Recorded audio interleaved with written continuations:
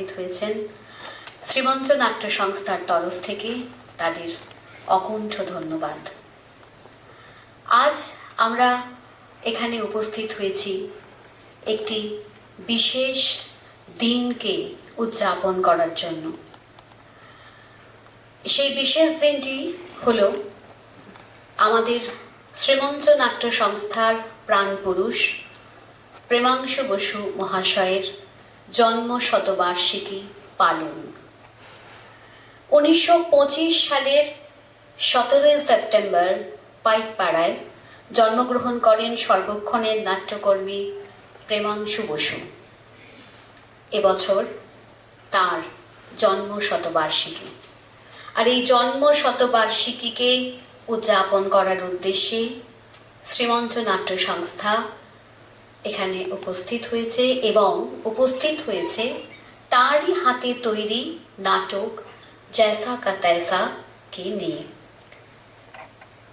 1947 সালে প্রেমাংশু বসু তিনি শ্রীমঞ্চ নাট্য সংস্থাটি প্রতিষ্ঠা করেন। তার উজ্জ্বল উপস্থিতি আমরা দেখেছি বিভিন্ন চলচ্চিত্রে, যেমন বিন্দুর ছেলে, সাপমোচন, নায়িকা সংবাদ, নায়ক, অমৃত কুম্ভের সন্ধানে, আরো অনেক অনেক নাটকে। আর নাটকের মধ্যে আকাশ বিহঙ্গী, যাযাবর, শেষের কবিতা, নূরজাহান, আর সব থেকে অন্যতম ছিল জৈসা কা তৈসা। এগুলোর বেশিরভাগই শ্রীমঞ্চ নাট্য সংস্থায় প্রযোজনা করেছিল তার হাত ধরে। আজ আমরা এই উদযাপনকে ঘিরে এখানে উপস্থিত হয়েছি, মঞ্চস্থ করব আমাদের নাটক। তার আগে আমরা সঙ্গে পেয়েছি নট, নাট্যকার, নাট্য পরিচালক, এই সমস্ত উজ্জ্বল ব্যক্তিত্বদের। আমরা সঙ্গে পেয়েছি নাট্যকার, নাট্য পরিচালক শ্রী দেবাশিস মজুমদার মহাশয়কে। আমরা পেয়েছি নাটকের সঙ্গে আজীবন থেকেছেন শ্রী ধ্রুব মিত্র মহাশয়কে। আর আমি মঞ্চে ডেকে নেব আমাদের শ্রীমঞ্চের পরিচালক শ্রী হেমন্ত মিত্র মহাশয়কে। স্যার স্যার না থাকলে আমাদের মঞ্চটা যেন মনে হচ্ছে অসম্পূর্ণ, তাই স্যারকে আমি ডেকে নিলাম। প্রথমেই আমরা সংবর্ধিত করব, সংবর্ধনার পালা। সংবর্ধিত করব প্রথমে দেবাশিস মজুমদার মহাশয়কে। সংবর্ধনায় সাহায্য করবে আমাদেরই শ্রীমঞ্চের সুতপা ব্যানার্জি, সুদীপা দাশগুপ্ত এবং দেবপ্রিয়া মুখার্জি।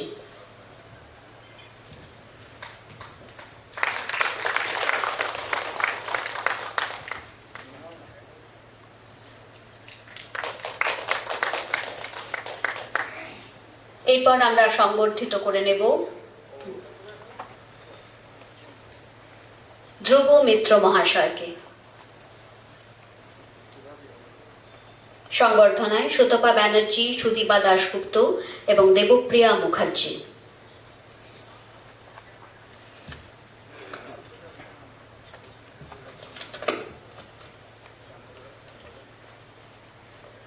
ধ্রুব মিত্র মহাশয় দিল্লিতে সঙ্গীত নাটক একাডেমিতে অভিনেতা হিসেবে চাকরি করার পর কলকাতা দূরদর্শনে আসেন। কলকাতা দূরদর্শনের জন্মলগ্ন থেকেই তার নাট্য বিভাগ এবং সাহিত্য সংস্কৃতির প্রযোজক ছিলেন। শ্রীমঞ্চের সঙ্গে তার অনেক পুরনো সম্পর্ক। মুক্তধারা নাটকে ধনঞ্জয় বৈরাগীর অভিনয় দিয়ে শুরু, তারপর নিত্য যাতায়াত। প্রথমে আমরা কিছু কথা শুনে নেব আমাদের পরিচালক শ্রী হেমন্ত মিত্রের কাছ থেকে।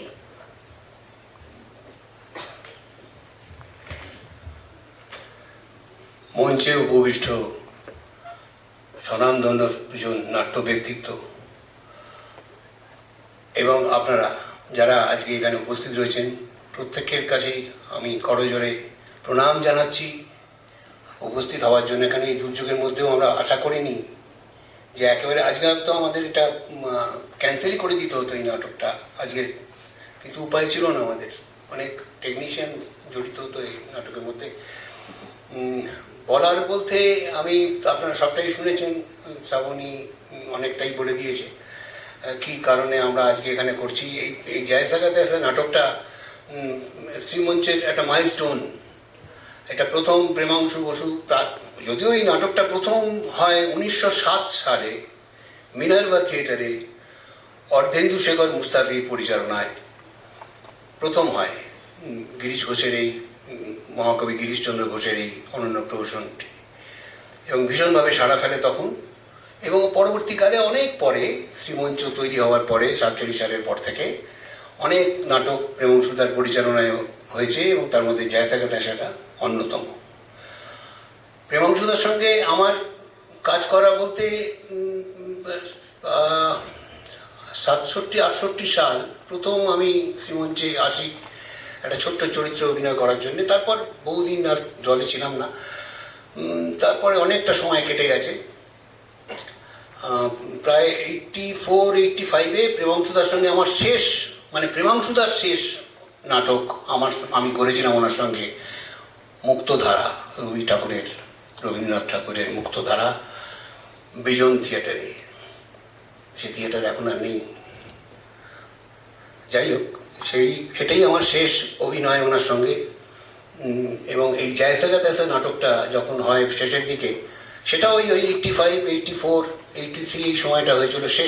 শেষের দিকে একটা দুটো শো হয়েছিল জয়সাগা তেসা, তাতে আমি অভিনয় করতাম। আজকে আমাকেও করতে হচ্ছে। যাই হোক, এই তারপর থেকে অনেক বছর তো কেটে গেছে। শ্রীমঞ্চ যে এখনও আজকে 78 বছর বয়স হলে দলের, এখন যারা নতুন এসছে তারা খুবই এই দলটার প্রতি ভীষণভাবে তারা দলের প্রতি নিজের নিমজ্জ করে দিয়েছে। তারা দেখছে দলটাকে আরও উজ্জীবিত করা যায় কিনা, এবং আমি মনে করি এরা পারবে। এরা নতুন নতুন ছেলেরা যারা এসছে প্রত্যেকেই এখন দলের ভারটা নিয়েছে। শ্রীমঞ্চ আরও সুদৃঢ় হোক, আরও বড় হোক। 78 কেন, আরও অনেক বছর এর থাকুক এই দলটা, এটা আমিও চাইব, নিশ্চয়ই আপনারাও চাইবেন। সেই জয়সাগা তেসা আজকে আমাদের নাটকটা করবো একটু বাদেই। আপনারা দেখুন, যদিও অনেক দর্শক আমরা আশা করেছিলাম আরও। ঠিক আছে, আপনারা দেখুন, আর কিছু বলার নেই। এরপরে আমাদের আসল বক্তব্য তো আমরা এনাদের কাছে শুনবো। এনারাই আসল, আমরা কিছু নয়, আমি কিছু নয়। ওনাদের বক্তব্য শোনার জন্য আগ্রহ নিয়ে দাঁড়িয়ে আছি, বসে আছি। ধন্যবাদ। ধন্যবাদ আমাদের পরিচালক শ্রী হেমন্ত মিত্র মহাশয়কে। আমরা এবার আমরা স্যার বলি হেমন্ত মিত্র মহাশয়কে। উনি হলেন আমাদের সবাইকার স্যার। তো স্যারকে আমরা যদি সংবর্ধিত না করি তাহলে তো হবে না। তাই এখন আমরা সংবর্ধনা জানাবো আমাদের স্যার শ্রী হেমন্ত মিত্র মহাশয়কে। আমাদের সকল ছাত্রছাত্রীর পক্ষ থেকে স্যারকে আমাদের বিনম্র শ্রদ্ধা।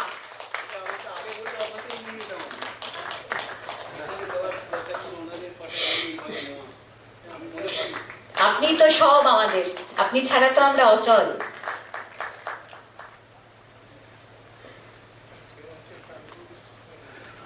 এবারে আমি অনুরোধ করব প্রখ্যাত নাট্যকার এবং নাট্য পরিচালক শ্রী দেবাশিস মজুমদার মহাশয়কে তার অমূল্য বক্তব্য রাখার জন্য।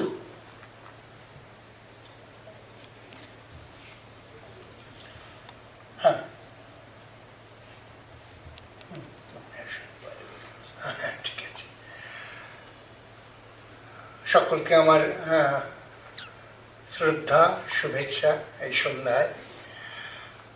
এটা ঠিক আজকে না, গত রাত, মধ্যরাত থেকে যে প্রাকৃতিক দুর্যোগ আরম্ভ হয়েছে তার সঙ্গে লড়াই করে তো মানুষ এখনো তার নিজের জয়কে প্রতিষ্ঠা করবে, এরকম জায়গায় বোধহয় মানুষ বিজ্ঞান টিজ্ঞান নিয়েও পৌঁছে উঠতে পারেনি। ফলে তাকে স্বীকার করে নেওয়াটাই স্বাভাবিক। শুধুমাত্র আবহ নয়, পথ ঘাট এমন বিপর্যস্ত হয়ে পড়েছে, হয়তো যারা মনে করেছিলেন, সিদ্ধান্ত নিয়েছিলেন আজকে আসবেন, এই নাটক, শ্রীমঞ্চের নাটক দেখবেন, আজকের দিন যাকে স্মরণ করে, যাকে শ্রদ্ধা জানানো হচ্ছে তার প্রতি শ্রদ্ধা জ্ঞাপন করবেন, হয়তো করে উঠতে পারছেন না। সব মিলিয়েও যারা এসেছেন, যারা আসতে পেরেছেন, একজন সামান্য নাট্যকর্মী হিসেবে তাদের প্রতি আমার একান্ত শ্রদ্ধা এবং ভালোবাসা। কারণ এই পরিবেশের মধ্যেও যে আপনারা এই থিয়েটারের পাশে দাঁড়াবার জন্যে, এই থিয়েটারের এক পুরুষের, এক নটের তার জীবনের শতবর্ষ মুহূর্তে আপনাদের শ্রদ্ধা জ্ঞাপন করবেন এই নাটকটি দেখতে দেখতে। কারণ নাটক কিন্তু শুধু মঞ্চে যারা করেন তারা তো করেন না, মঞ্চে যারা করেন এবং দর্শক আসনে যারা বসে থাকেন, উভয়ের মিলনে কিন্তু একটি নাটক সম্পূর্ণতা পায়।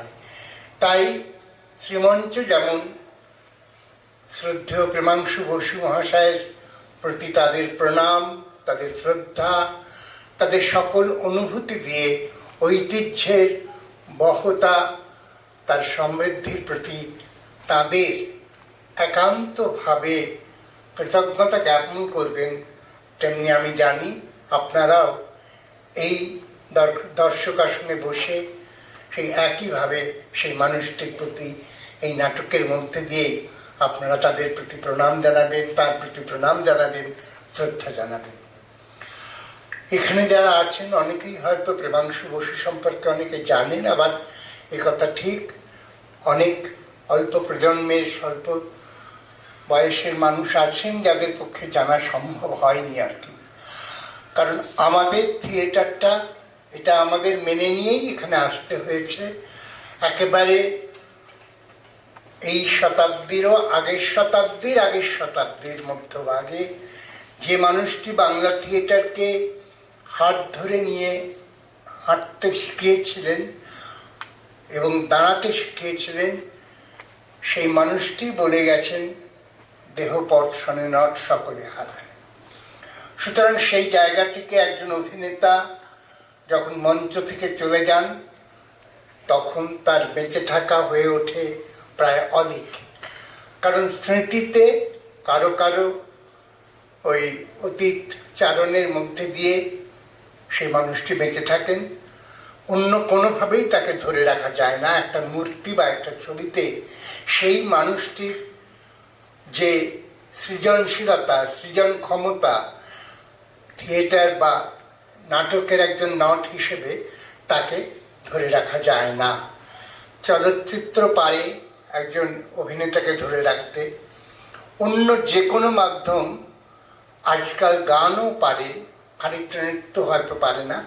নৃত্য এবং নাটকের যে শিল্পীরা, তাদের এই মুহূর্তে মঞ্চে জন্মাতে হয় আর এই মুহূর্তে তাদের মৃত্যু হয়। শুধু তাকে স্মৃতি থাকে, সেই স্মৃতিকে বহন করে নিয়ে চলে। শুধু দর্শক নয়, সমাজও কিন্তু বহন করে। আজ যে মানুষটিকে শ্রদ্ধা জানাবার জন্যে এই আয়োজন, শতবর্ষ পূর্ণ হচ্ছে ঠিক কথা, কিন্তু শতবর্ষ পূর্ণ হবার পরেও মানুষটির প্রতি আমরা সকলে বিনম্র শ্রদ্ধা জানাচ্ছি কেন, সেটাও একটু ভেবে দেখতে হয়। আপনারা জানেন যে গত শতাব্দীতে, অর্থাৎ বিংশ শতাব্দীতে মূলত পেশাদার থিয়েটার, সাধারণ রঙ্গালয় যখন প্রায় তার নেতৃত্বে বসে আছেন শিশির কুমার ভাদুরী, সেই সময় কোনো এক কারণে, বিভিন্ন সামাজিক, অর্থনৈতিক, রাজনৈতিক এবং সাংস্কৃতিক কারণে থিয়েটারে একটা কিন্তু প্রায় অন্ধকারের মতন আচ্ছন্নতা এসে দাঁড়িয়েছিল।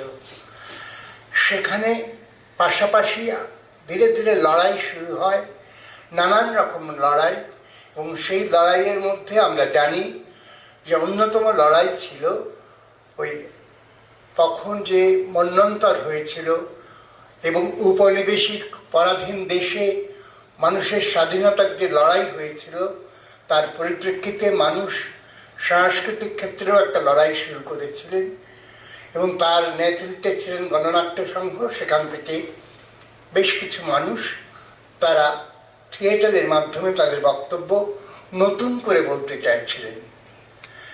কিন্তু ভাবলে আশ্চর্য লাগে, সেই পরিবেশে, সেই মুহূর্তে সারা ভারতবর্ষের প্রায় পথিকৃৎ হিসেবে যে দলটি তৈরি হয়েছিল 1948 সালে বহুরূপী নামে, সেই দল প্রথম একটি অপেশাদার অথচ পেশাদারি মননে থিয়েটারকে নিয়ে যাওয়ার যে আগ্রহ, তাকে কেন্দ্র করে একটি দল তৈরি হয়েছিল বহুরূপী। সেটা 1948 সালে। ঠিক তার 1 বছর আগে কিন্তু যখন প্রেমাংশু বসু এই শ্রীমঞ্চে আসছেন বা শ্রীমঞ্চ তৈরি হচ্ছে, তখন কিন্তু আমরা দেখব হিসেব করে যে সেই মানুষটির বয়স কিন্তু 22 বছর। অর্থাৎ 22 বছরের একটি মানুষ থিয়েটারের একটি নতুন পথ অন্বেষণের জন্যে একটি সংগঠন তৈরি করছেন। আগে যে সংগঠন কিন্তু সাধারণত কোনো একটি প্রেক্ষাগৃহ কিংবা একটি ওই ধরনের পেশাদারি মঞ্চের বা পেশাদারি সংযোগে তৈরি হতো, তার বাইরে গিয়ে এইরকম একটি দল তৈরি করবার চেষ্টা হচ্ছে, যে চেষ্টার মধ্যে নিজেকে যেমন খোঁজা আছে, তার পাশাপাশি এই পরাধীন ভারতবর্ষে নতুনভাবে কি থিয়েটার করা যায় বা স্বাধীন ভারতবর্ষে নতুন কোন থিয়েটারের অন্বেষণ করা যায়, তার মন নিয়ে, তার মনন নিয়ে সেইখানে যুক্ত হচ্ছেন প্রেমাংশু বসু, সঙ্গে গণেশ মুখোপাধ্যায় আছেন এবং আরও কেউ কেউ আছেন। আমরা অতি দ্রুত দেখব যে এই সময় কিভাবে একের পর এক প্রেমাংশু বসু সেখানে নাট্য প্রযোজনা করছেন, নির্দেশনার কাজ করছেন, যা কিন্তু তখনকার সাংস্কৃতিক ধারায় ব্যতিক্রমী। এবং এই ব্যতিক্রমী জায়গাটার সঙ্গে কিন্তু তখন শুধুমাত্র উনি একা নন, যেমন বেশ কিছু মানুষ আছেন, বেশ কিছু অভিনেত্রী যাদের আমরা শ্রদ্ধা করি, যাদের আমরা মনে করি, যাদের সগৌরব উপস্থিতিতে, এই মঞ্চে সগৌরব উপস্থিতিতে সক্রিয় ভূমিকায় আমরা দাঁড়াতে শিখেছি, দাঁড়াতে পেরেছি। সেই রকম মমতা চট্টোপাধ্যায় গীতাতে কিন্তু এদের সঙ্গে ছিলেন এবং কাজ করেছিলেন, এবং কাজ করার মধ্যে দিয়ে নতুন, যেমন শেষের কবিতা যখন করছেন, শেষের কবিতার নাট্যরূপ দিচ্ছেন মমতা চট্টোপাধ্যায়। অর্থাৎ স্বাধীন ভারতবর্ষে যৌথ কাজের একটা উদাহরণ উপস্থিত করতে পারছেন এই শ্রীমঞ্চ। এবং সেই দলটি এই দীর্ঘদিন বেঁচে আছে। এই দীর্ঘদিন বেঁচে থাকার ইতিহাস কিন্তু বহুরূপীও তৈরি করতে পারেনি। যে বহুরূপীকে আমরা বলি 48 সালে তৈরি হয়েছিল। ফলে শ্রীমঞ্চ মাঝখানে হয়তো চুপ করে গিয়েছিলেন, আবার যে উঠে এসেছেন, সেই উঠে আসার মধ্যে দিয়ে তারা জায়সা কি তায়সা করছেন। এটা আমরা জানি গিরিশচন্দ্রের নাটক হলেও এর নাটকের অনুভব বা মূল ভাবনা বিদেশের একটি নাটককে কেন্দ্র করেই গড়ে উঠেছিল। কিন্তু এর যে রসবোধ, এর মানুষের কাছে পৌঁছানোর সর্বকালীন প্রেম এবং ভালোবাসার যে সংবাদ, সেই সংবাদ কিন্তু সেই 100 বছরদের উপর ধরেই চলছে। এবং সেই চলার ক্ষেত্রে তাকে আরও সমসাময়িক করে তুলেছিলেন প্রেমাংশু বসু। আজ আমাদের কষ্ট হয় এটা ভেবে যে আমি জানি না কজন প্রেমাংশু বসুকে সেইভাবে চেনেন। আমাদের বয়সের জন্যই হয়তো আমরা তাকে দেখেছি চলচ্চিত্রে, মঞ্চে। এবং প্রেমাংশু বসুর কিন্তু স্বকীয়তার একটা ভীষণ চিহ্ন ছিল, যে চিহ্নটা তার যেমন কণ্ঠস্বরের একটা, উচ্চারণের একটা, এবং সঙ্গে তার উপস্থাপনায় একটা বৌদ্ধিক, যাকে বলে একটা শিক্ষিত স্বর এবং শিক্ষিত উপস্থাপনের একটা বৈভব তার শারীরিক উপস্থিতিতে, শারীরিক চলনে বলনে ছিল, যেটা প্রায় আমাদের কাছে মুগ্ধ হয়ে দেখবার মতো। এবং সেটা যেমন মঞ্চে তার জীবন্ত অনুভবে আমরা পেয়েছি, একইভাবে কিন্তু ছায়াছবিতেও কিন্তু প্রেমাংশু বসু যখন এসেছেন, তার সেই চরিত্রের প্রতিফলন কিন্তু আমরা দেখতে পেয়েছি। যে বৈশিষ্ট্য নিয়ে তিনি উত্তর স্বাধীনতায় একটি বিশেষ নাম হিসেবে থেকে গেছেন। আজ কতদিন পরে 100 বছর আরও মানুষ প্রিয়াংশু বসুকে মনে রাখবেন কিনা জানি না, তবে এই কথা ঠিক, যারা থিয়েটার করবেন তারা যদি নিজের পায়ের তলার ভিতটা খুঁড়তে আরম্ভ করেন তাহলে এরকম মানুষগুলোর কাছেই পৌঁছবেন এবং তাদেরই প্রণাম জানাতে হবে, কারণ তাদের জন্যেই আজকে আমরা যেটুকু দাঁড়িয়ে আছি, তাদের সেই তৈরি করা মাটিতে বা ভিতের ওপর। তাই আজ এই সুযোগ, তাকে প্রণাম জানানোর, শ্রদ্ধা জানানোর এই সুযোগ শ্রীমঞ্চ হেমন্তবাবু আমাকে দিয়েছেন বলে আমি তাদের কাছে কৃতজ্ঞ। আপনারা এসছেন, আপনাদের কাছে আমি অত্যন্ত কৃতজ্ঞ। সবাই ভালো থাকবেন। সমাজটা এখন ভালো নেই, অন্ধকারটা আবার বড্ড বেশি ছড়িয়ে পড়ছে। একটা কথা মাথায় রাখবেন, এই সমাজে যদি বাঁচতে হয়, বাঁচাতে হয় সমাজকে, শিল্পের সঙ্গে থাকাটা বড্ড জরুরি, কারণ শিল্পে কোনো অসত্য জিনিস নেই। আর যেখানেই যা থাকুক না কেন, সেই সত্যের সঙ্গে থাকতে গেলে শিল্পের সঙ্গে থাকবেন আপনারা। আমি আবার সেই মানুষটিকে আমার করজোরে প্রণাম জানিয়ে, আপনাদেরকে ধন্যবাদ জানিয়ে আমি শেষ করছি। নমস্কার। অনেক ধন্যবাদ দেবাশিস মজুমদার মহাশয়কে। আমরা ওনার কাছ থেকে জেনে নিলাম আমাদের প্রাণ পুরুষ প্রেমাংশু বসু মহাশয়ের অনেক কথা, আমরা সমৃদ্ধ হলাম। এখন আমি অনুরোধ জানাবো শ্রী ধ্রুব মিত্র মহাশয়কে আমাদের কিছু কথা বলবার জন্য। একটু মাইকটা দিন।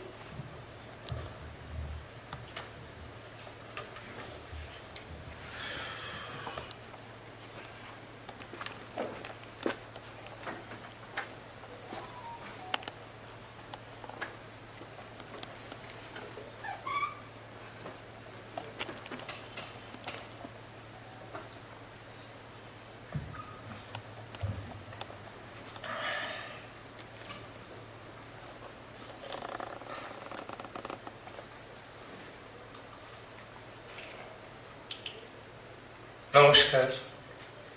যারা উপস্থিত হয়েছেন এই দুর্যোগের মধ্যে, নাটককে ভালোবেসে, থিয়েটারকে ভালোবেসে, শিল্পকে ভালোবেসে, তাদের সকলকে আমার প্রণাম এবং যথাযথ সম্ভাষণ দিয়ে আমার বক্তব্য স্বল্প কথায় শেষ করব। বয়সজনিত কারণে এখন সব সময় সব কথা মনে থাকে না, মাঝে মাঝে কথা খেয়েই হারিয়ে যায়। তাই আমি আমার বক্তব্য সংক্ষেপে লিখে এনেছি আপনাদের অনুমতি নিয়ে, দেবাশিস বাবুর অনুমতি নিয়ে আমি সেটি নিবেদন করছি। প্রেমাংশু বসুর জন্ম শতবর্ষ পূর্ণ হলো 17ই সেপ্টেম্বর 1925-এ। বিস্মৃতি থেকে তাকে ফিরিয়ে আনলেন শ্রীমঞ্চ সদস্যরা। প্রচারের আলো যেখানে উজ্জ্বল নয়, আমাদের দৃষ্টি সেখানে স্বভাবতই কমজোরি। তাই প্রেমাংশু বসুর মতো একনিষ্ঠ নাট্যকর্মীরা ফাঁকে পড়ে থাকেন। আমি শঙ্কর মুখার্জি এবং সুব্রত মুখার্জি রবীন্দ্রভারতীর 3 ছাত্র গণেশদার হাত ধরে এই শ্রীমঞ্চে প্রবেশ করি শ্রীমঞ্চের প্রযোজনায় রবীন্দ্রনাথের মুক্তধারা নাটক অভিনয় করার জন্যে। সেখান থেকেই শ্রীমঞ্চ অন্যান্য সদস্য প্রেমাংশুদা, গীতাদি, কেতকীতি প্রভৃতি বিশিষ্টজনের সঙ্গে পরিচিত হই এবং শ্রীমঞ্চে আমার নিয়মিত যাওয়া আসা শুরু।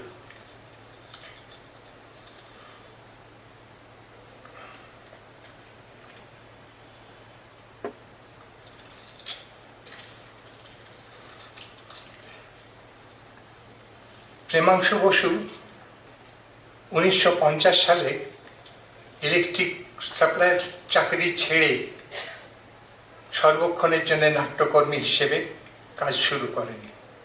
অভিনয় শিল্পের এক গুরু তিনি, সংগঠক, নাট্য শিক্ষক, পরিচালক ও অভিনেতা হয়ে ওঠেন। তিনি নাটক, চলচ্চিত্র, রেডিও এবং টিভি প্রভৃতি বিভিন্ন মাধ্যমে দাপটের সঙ্গে অভিনয়ের স্বাক্ষর রেখে গেছেন। চলচ্চিত্রে কেরানির জীবন চলচ্চিত্রটি তার অভিনয় সমৃদ্ধ হয়েছিল এবং বিশেষভাবে পুরস্কৃত হয়েছিল তার অভিনয়। এরপর তিনি ছায়াছবিতে দেয়া নেয়া প্রভৃতি নানান চলচ্চিত্রে ও চরিত্রাভিনেতা হিসেবে অভিনয় করেছেন এবং সুনামের সঙ্গেই করেছেন। 1953 সনে স্টার থিয়েটারে পেশাদার অভিনেতা হিসেবে একাধিক ক্রমে 21 বছর অভিনয় ছাড়া করে যান এবং মিনার্ভা থিয়েটারে প্রজাপতি, কাশী বিশ্বনাথ মঞ্চে সৌমিত্র চট্টোপাধ্যায়ের নির্দেশনায় রাজকুমার, রঙ্গনা মঞ্চে জয় জয়ন্তী প্রভৃতি নাটকে তিনি অংশগ্রহণ করতে থাকেন। বিশ্বরূপায় স্বরলিপি নাটকটি তার নির্দেশনায় অভিনীত এবং পরিচালিত হয়েছিল। নাট্যাচার্য শিশির কুমারের সঙ্গে আলমগীরে অভিনয়ের অভিজ্ঞতার কথা তিনি মাঝে মাঝেই আমাদের কাছে বলতেন।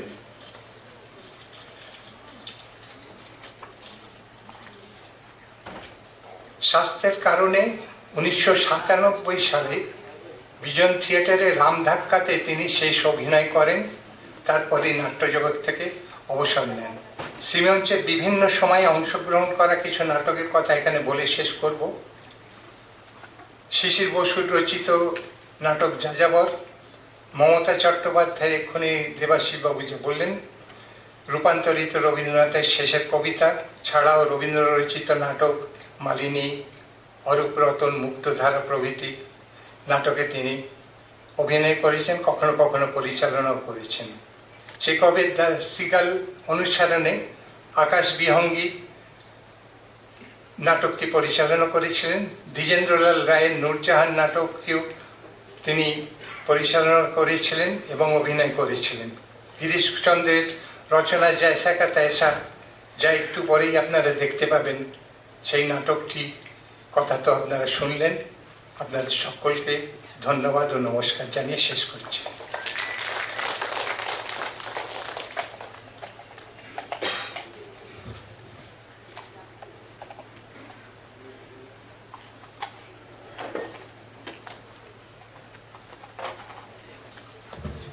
ধন্যবাদ শ্রী ধ্রুব মিত্র মহাশয়কে।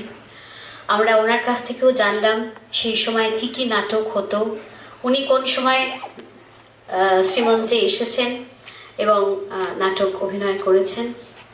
আমরা সত্যি আজ গর্বিত, শ্রীমঞ্চের আজ যারা আমরা সদস্যা রয়েছি, এমন এক মহান ব্যক্তিত্ব যিনি আমাদের প্রাণপুরুষ, এই শ্রীমঞ্চের প্রতিষ্ঠাতা। তার শতবার্ষিকী উদযাপনে আমরা যে সমবেত হতে পেরেছি, এর জন্য সত্যি আমরা নিজেদেরকে ধন্য মনে করছি এবং গর্বিত। আর আজকে আমরা যে সম্মানীয় অতিথিদের সঙ্গে পেয়েছি তার জন্য আমরা সত্যিই গর্বিত। আমাদের প্রথম অংশ, এই সংবর্ধনা অংশ আমরা এখনই শেষ করছি। আমাদের দ্বিতীয় পর্বে নাটক জয়সা কা তৈসা আমরা শুরু করব খুব অল্প সময়ের মধ্যেই। 5 মিনিট আমরা আপনাদের কাছ থেকে চেয়ে নিচ্ছি শুধুমাত্র মঞ্চসজ্জার জন্য। নমস্কার। ঠিক 5 মিনিট বিরতি, তারপরেই শুরু করব আমরা আমাদের নাটক। একটা কথা বলে রাখি, নাটক চলাকালীন একটু মুঠো ফোনগুলো আপনাদের মুঠো ফোনগুলো একটু দয়া করে আপনারা নিষ্ক্রিয় বা নীরব করে রাখবেন। মাঝে